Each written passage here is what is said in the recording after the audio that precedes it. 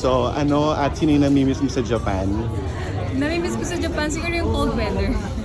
Ang lamig na kasi sa Japan. So even if you walk like 100 meters, hindi ka papawisan. And then yesterday, after I landed, and paglabas ko ng airport, naramdaman ko agad yung pawis. So medyo nakakamiss yun sa Japan. And also the food. And also the candidates, like my sisters in Miss International. Grabe rin kasi yung nag-build naming bond. So that's definitely one thing that I will miss.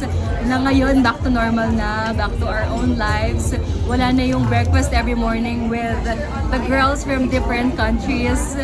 So that's something na sobrang mamimiss ko. And also the organization, how they treat us.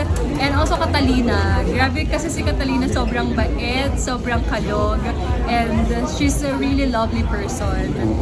So, kanina sinabi mo, so meron kang pupursong career, di ba? So gusto ko malaman, so ano yung plano mong gawin? Siyempre tapos na yung competition after all, like 48 years of preparation. So, anong gagawin mo? I mean, babakasyon ka ba? Kakain ka ba ng buwanggang-buwangga or anything like that? Lahat ng pwede kong gawin. Because last year and also this year, nagigilty ako kapag medyo mag-leisure time ako with friends, with family. Kasi I think that I shouldn't be doing that. I should be preparing, I should be doing this and that.